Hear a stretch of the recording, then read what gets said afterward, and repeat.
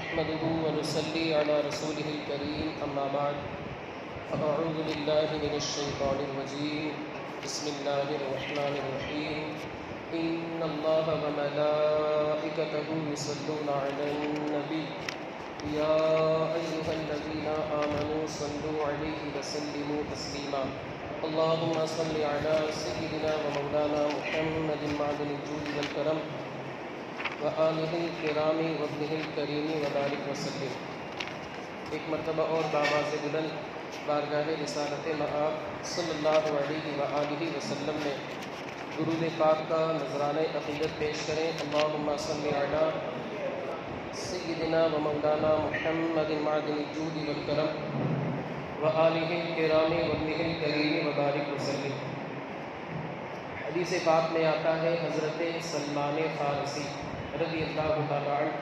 وہ ارشاد فرماتے ہیں کہ شعبان کے آخری دنوں میں اللہ کے رسول صلی اللہ علیہ وآلہ وسلم نے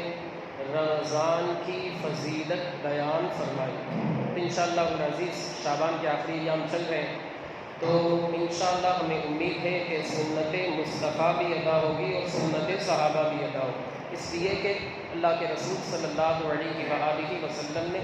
شعبان کے آخری دنوں میں واعظ فرمایا رمضان کی فضیلت کے تعلق سے۔ آج کل دیکھیں آپ شعبان کے آخری ایام چل رہے، آخری دن چل رہے، انشاءاللہ العزیز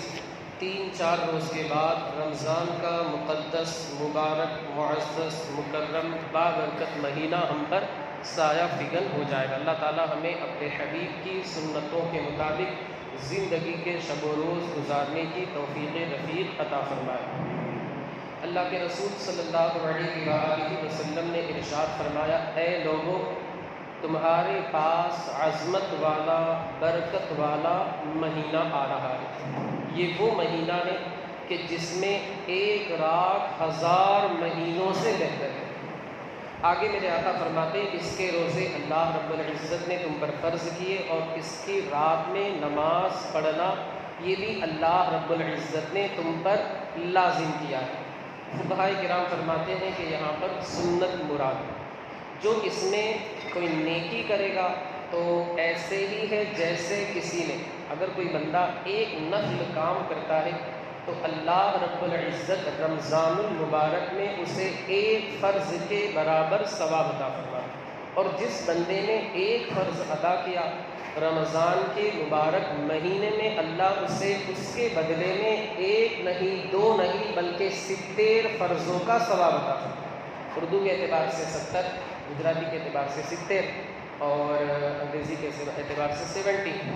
یہ مہینہ صبر کا مہینہ ہے۔ ظاہر سی بات ہے انسان کھانے پینے اور دیگر خواہشوں سے اپنے آپ کو روکتا ہے، صبر ہی کرتا ہے، اور صبر کا ثواب اللہ رب العزت جنت کی شکل میں بندے کو عطا فرماتا ہے۔ اور یہ مہینہ مواسات، غم خواری، ایک دوسرے کے ساتھ بھلائی بھائی چارگی، ایک دوسرے کے دکھ وغیرہ میں ہم شرکت کریں، اس کی جو بھی ضرورتیں ہیں مصیبتیں انہیں دور کریں،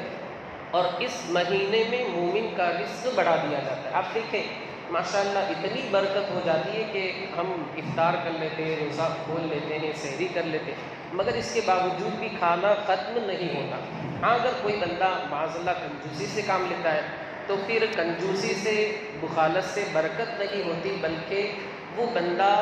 اس کا رزق جو ہے وہ تنگ ہو جاتا ہے۔ ہاں اگر بندہ کشادہ دلی کا مظاہرہ کرتا ہے، اللہ کی راہ میں خیرات کرتا ہے، خرچ کرتا ہے، اچھی نیت رکھتا ہے تو اللہ تعالیٰ اس کے رزق کو بڑھا دیا کرتا ہے، چاہے رمضان کا مہینہ ہو یا پھر عام دن ہو۔ بہرحال حدیث پاک میں فرمایا گیا کہ رمضان کے مہینے میں رزق بڑھا دیا جاتا ہے۔ آگے میرے آقا فرماتے جو بندہ اس مہینے میں روزہ دار کو افطار کرائے اللہ اس کے گناہوں کو معاف فرما دے اور اس کی گردن کو آگ سے آزاد فرما دے گا، اور اس افطار کرانے والے کو ویسا ہی ثواب ملے گا جیسا کہ روزہ رکھنے والے کو ملتا ہے۔ یعنی اس بندے نے روزہ رکھا، اسے تو اس کے روزے کا ثواب ملے گا، لیکن اس بندے نے اپنے مومن بھائی کی خیر خواہی کرتے ہوئے اسے روزہ کھلوایا، اسے افطار کرایا، اللہ اس کے روزے کا بھی ثواب اسے عطا فرمائے، یعنی اس بندے کو 2 روزوں کا ثواب ملے گا۔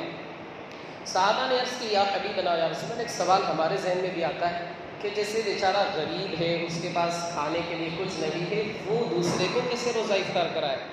یعنی وہ اس فضیلت کو کیسے پائے؟ تو غریب ہے، اس کے خود کے کھانے پینے کے واندے جسے کہا جاتا ہے، کھانے پینے کے اس کے خود ٹھکانے نہیں ہیں، غریب آدمی ہے، وہ دوسرے بندے کو روزہ افطار کیسے کرائے گا؟ تو آپ یاد رکھیں کہ اسلام جو ہے یہ محدود مذہب اور دین نہیں ہے، اس نے سب سے پہلے غریبوں کا خیال رکھا ہے۔ آپ جانتے ہیں حدیث پاک میں آتا ہے کل قیامت کے دن، آج کل یہ جو مالدار لوگ ہیں غریبوں کو حقارت کی نظر سے دیکھتے معاذ اللہ، اور تکبر اور گھمنڈ میں اکڑ کر کے چلتے ہیں، حالانکہ قرآن مقدس میں فرمایا گیا وَلَا تَمْشِي فِي الْأَرْضِ مَرَحًا، زمین میں اکڑ کر کے نہ چلو۔ یہ جو غریب ہے اس کے لیے بشارت میرے آقا مصطفیٰ کریم فرماتے ہیں کہ کل قیامت کے دن ایک غریب بندہ مالدار کے مقابلے میں 500 سال پہلے جنت میں جائے گا۔ یہ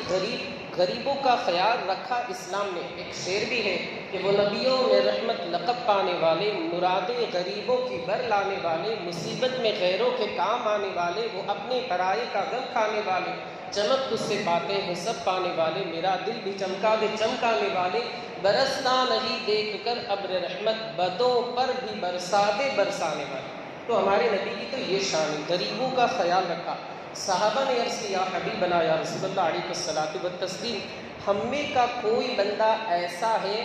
بہت سارے ایسے بندے ہیں کہ وہ ایسی چیز نہیں پاتا جس کے ذریعے افطار کرائے۔ غریب ہے، وہ دوسرے کو افطار کیسے کرائے گا؟ آپ نے ارشاد فرمایا کہ دوسرے کو افطار کرائے اسے یہ ملے گا، یہ اجر ملے گا۔ اللہ کے رسول صلی اللہ علیہ وآلہ وسلم ارشاد فرماتے اللہ رب العزت یہ ثواب اس بندے کو بھی عطا فرمائے گا جو غریب ہے، جس کے پاس کچھ نہیں ہے لیکن اس نے اخلاص کے ساتھ روزہ دار کو ایک گھونٹ پانی پلا دیا، اللہ تعالیٰ اس کی بھی مغفرت فرما دے گا۔ آپ ذرا سوچو تو صحیح کہ یہ اسلام ہے، تنہا اسی مذہب نے، اسی دین نے دوسرے کا خیال رکھا ہے۔ آگے میرے آقا فرماتے یا تو ایک گھونٹ پانی پلا دے یا ایک خرما وغیرہ کھلا دے، اللہ تبارک و تعالیٰ اسے بھی ویسا ہی ثواب عطا فرمائے گا جیسا کہ ایک بندہ بھرپور کسی کو افطاری کراتا ہے، اور اسے ویسے ہی ثواب ملے گا جس طریقے سے اس نے اسے پیٹ بھر کر کے کھانا کھلایا۔ اللہ رب العزت اسے میرے حوض سے قیامت کے دن سیرابی عطا فرمائے گا۔ اللہ کے رسول صلی اللہ علیہ وآلہ وسلم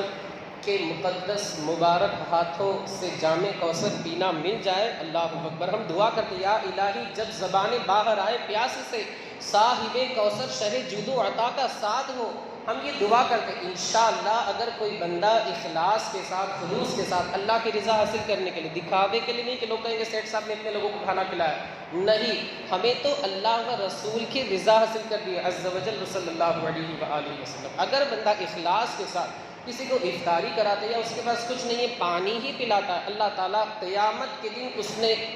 اللہ تبارک و تعالیٰ قیامت کے دن اس بندے کو اپنے حبیب کے ہاتھوں جام کوثر نصیب فرمائے۔ کریں گے انشاءاللہ عمل اس پر، ضرور کریں گے انشاءاللہ۔ اللہ کے رسول آگے فرماتے حدیث پاک مکمل ہونے کو ہے کہ یہ ایسا مہینہ ہے کہ اس کا اول رحمت، آپ حضرات نے سنا ہوگا کہ 10 دن جو ہے وہ رحمت کے ہوتے ہیں، اس کی دعا بھی ہے۔ اس کا اوسط یعنی 11 سے لے کر 20 تک جو 10 دن ہے وہ مغفرت، اور اس کا آخر جہنم سے آزادی ہے، یعنی 21 سے لے کر 30 یا 29 جو بھی ہے جہنم سے آزادی ہے۔ اب خاص طور سے ایسے حضرات کے تعلق سے میرے آقا مصطفیٰ کریم نے آج سے 1450 سال پہلے ہی ارشاد فرما دیا، ایسے لوگوں کے تعلق سے جن کے انڈر میں کچھ لوگ کام کرتے ہیں، جیسے ایک بندہ آنر ہے، جسے ہم مالک کہہ سکتے ہیں، سب کچھ کہہ سکتے ہیں، اس کے انڈر میں 5 10 15 20 لوگ کام کرتے ہیں، یا 1 2 بندے کام کرتے ہیں، یا ایسا نہیں ہے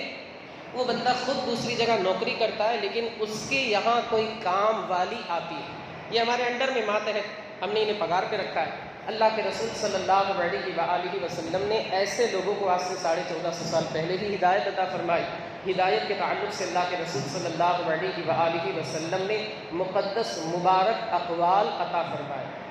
کہ جب یہ مہینہ آئے، ظاہر سی بات ہے اسے بھی روزے رکھنے، جب وہ روزہ رکھے گا یا گھر میں کام والی روزہ رکھے گی تو وہ اس کے اندر وہ طاقت نہیں ہوگی جو عام دنوں میں ہوا کرتی ہے۔ وہ بندہ 8 گھنٹے کی ڈیوٹی دیتا ہے، کام کرتا ہے، لیکن ظاہر سی بات ہے جب روزہ نہیں رکھے گا، پیٹ خالی ہوگا، حلق سوکھا ہوا ہوگا، وہ مکمل کام نہیں کر پائے گا۔ تو میرے آقا فرماتے ہیں جو بندہ اس مہینے میں، رمضان المبارک کے مقدس مہینے میں اپنے غلام پر کام میں تخفیف کرے گا، جتنا کام عام دنوں میں لیتا ہے اتنا کام اس مہینے میں نہیں لیتا۔ جیسے عام طور سے وہ بندہ 6 گھنٹے کام لیتا ہے یا 8 گھنٹے کام لیتا ہے، لیکن اس رمضان کے مہینے میں روزہ دار کا خیال رکھتے ہوئے 8 کے بجائے 6 گھنٹے کام لے رہا ہے، 6 کے بجائے 4 گھنٹے کام لے رہا ہے، اللہ رب العزت اس بندے کی بھی بخشش فرما دے گا اور اسے جہنم سے آزاد فرما دے گا۔ آج کل اکثر و بیشتر ایسا ہوتا ہے کہ جو بڑے لوگ ہوتے ہیں، جن کے انڈر میں کچھ لوگ ہوتے ہیں، تو ان کی رعایت اور ان کا خیال جو بڑے ہوتے آنر وہ نہیں کرتے، بہت تکبر کرتے، جھاڑتے ہیں اور بولتے رہتے ہیں، سب کے سامنے بول دیتے اور جھڑکتے رہتے ہیں۔ تو یہ کام نہیں ہونا چاہیے، مصطفیٰ کریم صلی اللہ علیہ وآلہ وسلم کی سنت کے خلاف ہے۔ حضرت انس بن مالک فرماتے ہیں میں 8 یا 10 سال تک آمنہ کے لال کی صحبت میں رہا، یہ شرف میرے علاوہ کسی کو نصیب نہیں ہوا، لیکن 8 یا 10 سالوں کی مدت میں میرے آقا نے کبھی مجھ سے غضب میں، غصے میں بات نہیں کی، کبھی یہ نہیں فرمایا انس تم نے یہ کیوں کیا، انس تم نے یہ کیوں نہیں کیا، کبھی اونچی آواز سے آمنہ کے لال نے بات ہی نہیں کی۔ یہ جو حدیث پاک ہے یہ ہمارے لیے ایک سبق ہے، ایک درس ہے کہ ہم جو اپنے انڈر ماتحت ہے اس کے ساتھ ہم کیسا برتاؤ کریں۔ آپ یہ دیکھیں کہ وہ آپ کا نوکر، آپ کا خادم، آپ کا ورکر، آپ کے یہاں کام کرنے والا، آپ کا مزدور بعد میں ہے، پہلے وہ عاشق رسول ہے، پہلے وہ مسلمان ہے، پہلے وہ کلمہ پڑھنے والا ہے۔ تو ہر مومن کی عزت اور احترام کا حکم ہمارے آقا مصطفیٰ کریم رؤوف الرحیم صلی اللہ علیہ وآلہ وسلم نے دیا۔ میرے آقا فرماتے کامل مومن وہ ہے، المسلم من سلم المسلمون من لسانہ و یدہ، انسان کامل مسلمان اس وقت ہوگا جب اس کی زبان اور اس کے ہاتھ سے دوسرے لوگ محفوظ رہیں۔ تو یہ یہاں میرے آقا نے یہ نہیں ارشاد فرمایا کہ اگر وہ مالک ہے اپنے نوکر کے ساتھ اگر دست درازی کر رہا ہے، اسے مار رہا ہے، اسے بول رہا ہے، زبان پہ کچھ بھی الفاظ لا رہا ہے، اس کے لیے یہ نہیں حدیث پاک، ایسا نہیں ہے، بلکہ یہ حدیث پاک سارے لوگوں کے لیے، چاہے وہ ماں باپ ہو، چاہے اونر ہو، مالک ہو، کوئی بھی ہو، کسی بھی ڈپارٹمنٹ سے ان کا تعلق ہو، ان کا کانٹیکٹ ہو، سارے لوگوں کے لیے یہ حدیث پاک، کیونکہ اسلام ایک مکمل نظام زندگی ہے، ایک عالمگیر مذہب ہے، پوری دنیا کے لیے یہ ایک نمائندگی اور رہبر کی، گائیڈ کی، رہنما کی حیثیت رکھتا ہے۔ اور ایک دوسری حدیث پاک مجھے یاد آئی خیرات کرنے کے تعلق سے، میرے آقا مصطفیٰ کریم فرماتے دیکھیے رمضان کا مبارک مہینہ، اس میں ہمیں زیادہ خیرات کرنی چاہیے، یتیم بیوہ جہاں بھی ہمیں نظر آئے، ہم کچھ سنیں ان کے تعلق سے تو ہم دبے ہاتھوں خفیہ طریقے سے، دکھاوے کے طور پر نہیں۔ اللہ کے رسول صلی اللہ علیہ وسلم فرماتے ایک حدیث پاک مجھے یاد آئی کہ وہ 3 پیسے جو تو نے خفیہ طریقے سے دیے، کہ اس ہاتھ سے دیے، اس ہاتھ کو پتہ بھی نہیں چلا، وہ 3 پیسے ان 700 پیسوں سے افضل ہے جو تو نے سب کے سامنے دی۔ یعنی اگرچہ تم نے اخلاص کے ساتھ سارے لوگوں کے سامنے نکال کر کے کچھ دیے، 700 پیسے، آج 700 روپے آپ مان لیجئے، آپ نے 700 پیسے سارے لوگوں کے سامنے نکال کر کے دیے، آپ کی نیت میں اخلاص ہے، لیکن اس کے باوجود ان 700 پیسوں سے وہ 3 پیسے، صرف اور صرف 3 پیسے افضل ہے جو بندہ خفیہ طریقے سے، پوشیدگی سے، کہ اس ہاتھ نے دیا، اس کو پتہ بھی نہیں چلا، بغل والے کو دیا، اس طرف والے کو پتہ ہی نہیں چلا، تو یہ 3 پیسے اللہ کے نزدیک ان 700 پیسوں سے افضل ہے جو ظاہر میں بندے نے دی۔ تو ہمیں چاہیے کہ ہم خفیہ طریقے سے، کسی کے کانوں کو پتہ بھی نہ چلے، کسی کو خبر بھی نہ ہو، اس طریقے سے ہم بیوہ کی مدد کریں، یتیم کی مدد کریں۔ یاد رکھیں آج کل ہم جو دعا کرتے ہیں، یا اللہ اپنے حبیب کی جنت کے اندر رفاقت عطا فرما، پڑوس عطا فرما، اپنے حبیب کی خدمت کا شرف عطا فرما، جنت میں اپنے حبیب کا خادم بنا کر کے رکھنا۔ اگر یہ فضیلت ہم حاصل کرنا چاہتے ہیں، دعا تو کرتے ہیں اللہ تعالیٰ ہماری دعاؤں کو قبول فرمائے، ہم گناہ گار ہیں اللہ تعالیٰ لیکن اپنی رحمت سے ہماری دعاؤں کو قبول فرمائے۔ اگر آپ یہ شرف حاصل کرنا چاہتے ہیں تو میرے آقا مصطفیٰ کریم نے اس کا نسخہ اور طریقہ بھی بتایا۔ میرے آقا مصطفیٰ کریم فرماتے انا وکافل الیتیمی فی الجنتی کہاتین، کہ میں اور یتیم کی پرورش کرنے والا یتیم کی مدد کرنے والا جنت میں بالکل ایسے ہی ہوں گے جیسے یہ دو انگلیاں ملی ہوئی. آپ نے یہ دونوں انگلیاں متصل کر کے ملا کر کے ارشاد فرمایا جنت میں ہم دونوں بالکل ایسے ہی ہوں گے جیسے یہ دونوں انگلیاں ملی ہوئی. کتنا آسان نسخہ ہے، بس ہمیں کچھ اپنی طرف سے تو دینا ہی نہیں، یہ صرف اللہ کی امانت ہے، اللہ کا دیا ہوا ہے، اللہ کا عطا کرتا ہے. کون کہتا ہے کہ میں نے خود کمایا؟ ارے اللہ رب العزت نے تجھ پر فضل فرمایا، تجھے توفیق ملی تب جا کر کے تو نے کمایا، اور یہ تیرا نہیں، تو ایک دن چلا جائے گا. ما عندکم ينفد وما عند اللہ باق. جو بندے کے پاس ہے وہ تو ایک دو دن میں ختم ہو جائے گا، اور اللہ کے پاس جو اجر ہے وہ کبھی بھی ختم نہیں ہوگا. تو ہمیں چاہیے کہ ہم غریب کی مدد کریں، یتیم کی مدد کریں. اور ایک دوسری حدیث پاک ہے، اللہ کے رسول صلی اللہ علیہ وآلہ وسلم کی بارگاہ میں کسی شخص کے تعلق سے عرض کیا گیا کہ ایک بندے نے یتیم کو کھانا کھلایا. کھانا کھلانے کے بعد شفقت سے ایسے سر پر ہاتھ پھیرا. میرے آقا مصطفیٰ کریم نے جب ان صحابی کی بات سنی کہ ایک صحابی نے کسی یتیم کو کھانا کھلایا اور سر پر ہاتھ پھیرا، میرے آقا مصطفیٰ کریم فرماتے اس بندے نے جیسے ہی سر پر ہاتھ پھیرا، اب اس ہاتھ کے نیچے جتنے بھی بال آئے اللہ ان بالوں کی گنتی کے برابر اس بندے کو نیکیاں عطا فرمائے. اب ذرا سوچو تو صحیح، بال انسان کے کتنے زیادہ ہوتے ہیں، انسان گننا چاہے گن لے گا، آج تو مشین بھی ہے، وہ سب کچھ ہو سکتا ہے، لیکن ان سارے بالوں کی گنتی کے برابر اللہ ثواب عطا فرمائے گی. تو اللہ کے رسول صلی اللہ علیہ وسلم نے ارشاد فرمایا اللہ کی رحمت اگر چاہے تو اس عمل کے صدقے میں اس کی مغفرت بھی ہو جائے، کیونکہ اللہ رب العزت کی بارگاہ میں بندہ چھوٹا سا عمل کرے خلوص کے ساتھ، اخلاص کے ساتھ، للہیت کے ساتھ، اللہ کی رضا حاصل کرنے کے لیے، وہ اللہ کی بارگاہ میں مقبول ہو جاتا ہے. میں نے آپ کو اس سے پہلے بھی بتایا تھا، ایک رقاصہ طوائف، جمعہ کی تقریر میں بھی میں نے آپ کو بتایا رقاصہ طوائف، وہ آپ تو جانتے ہیں اس کا مطلب کیا ہوتا ہے. تو اس کا کام ہی یہ تھا ہمیشہ گناہوں میں پڑے رہنا. ایک مرتبہ اس نے دیکھا کہ ایک کتا کنویں کے قریب آیا ہوا ہے، کنویں کا پانی نیچے تھا، کتا زبان باہر نکال کر کے پیاس کا اظہار کر رہا ہے کہ پانی کی پیاس مجھے شدت سے لگی، لیکن جو کنویں کا پانی ہے وہ انتہائی نیچے، چھلانگ لگاؤں گا تو پانی تو پی لوں گا لیکن پھر جان واپس ملنا مشکل ہے، اندر کا اندر ہی رہ جاؤں گا، پھر پانی ہی پانی رہے گا، جان بچنا مشکل ہے. وہ کنویں کے جو کنارہ ہوتا ہے کنویں کے قریب، وہ وہاں پر بیٹھا ہوا تھا زبان نکال کر کہ شدت سے اسے پیاس کا احساس ہو رہا. اس رقاصہ بدکار فاحشہ عورت نے اسے دیکھا کہ کتا زبان نکال کر کے پیاس کا اظہار کر رہا ہے، اسے شدت سے پیاس کا احساس ہو رہا ہے. اس نے اپنا موزہ اتارا، ایک رسی کے اندر باندھا، کنویں کے اندر ڈالا، اس سے پانی نکالا، کتے کو اس نے سیراب کر دیا، پانی پلا دیا، اس کی پیاس کو بجھا دیا، مٹا دیا. اللہ رب العزت، تو دیکھیے وہ فاحشہ بدکار عورت، اللہ رب العزت کو اس خاتون کا یہ عمل اتنا پسند آیا، اتنا پسند آیا کہ اللہ نے اسی چھوٹے سے عمل کی بنیاد پر اس رقاصہ کی مغفرت فرما دی. تو اللہ رب العزت کی بارگاہ میں انسان اگر اخلاص کے ساتھ عمل کرے تو انشاءاللہ اس کی اللہ رب العزت مغفرت فرما دیا کرتا ہے، اللہ تعالیٰ اس سے قبول فرما لیا کرتا ہے. لیکن ایک بات یہاں پر عرض کرو، کوئی بندہ یہ نہ سمجھے کہ میں نیکی کرتا ہوں جنت تو میری فکس ہے، ایسا ہرگز نہیں. یہ اللہ کی رحمت ہے، جسے چاہے عذاب دے، جسے چاہے معاف فرما دے. فَيَغْفِرُ لِمَن يَشَاءُ وَيُعَذِّبُ مَن يَشَاءُ. اللہ رب العزت حاکم بھی ہے، عادل بھی ہے. کسی کو اگر جنت عطا فرما رہا ہے تو اپنے فضل سے، اور اگر کسی کو معاذ اللہ رب العزت ہمیں محفوظ فرمائے، ایک بندہ ہے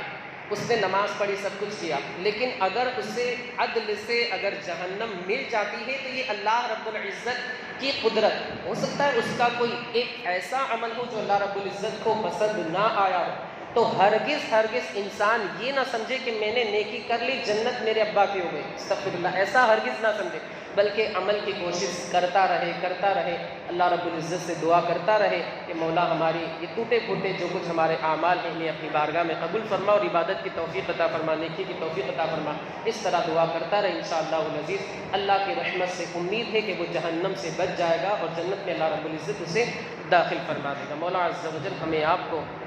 اور ساری دنیا کے خوش عقیدہ مسلمانوں کو مصطفیٰ کریم رؤوف الرحیم جناب محمد رسول اللہ صلی اللہ علیہ وآلہ وسلم کی سنتوں پر چلتے رہنے کی توفیق رفیق عطا فرمائے. مولا ہمارے ان بھائیوں نے یہاں اس درس میں شرکت کی، انہیں ان کے عمل کے مطابق نہیں بلکہ اپنی شان کریمی و رحیمی کے مطابق اجر و ثواب عطا فرما. مولا عز و جل ان کے آنے کو قبول فرما، ان کے جانے کو قبول فرما، ان کے بیٹھنے کو قبول فرما، ہر ہر قدم کے بدلے انہیں نیکیاں عطا فرما، ہر ہر قدم کے بدلے ان کے گناہوں کو معاف فرما، ہر ہر قدم کے بدلے ان کے درجات کو بلند فرما۔ مولا عز و جل ان کی کمائی میں، کاروبار میں، تجارت میں، رزق حلال میں خوب سے خوب تر برکتیں عطا فرما۔ مولا ہمیں رمضان المبارک کی بہاریں عطا فرما، رمضان المبارک کی قدر کرنے کی توفیق عطا فرما۔ صلی اللہ تعالی علی خیر خلقہ و نور عرشہ سیدنا مولانا محمد وعلی آلہ واصحابہ اجمعین برحمتک یا ارحم الراحمین۔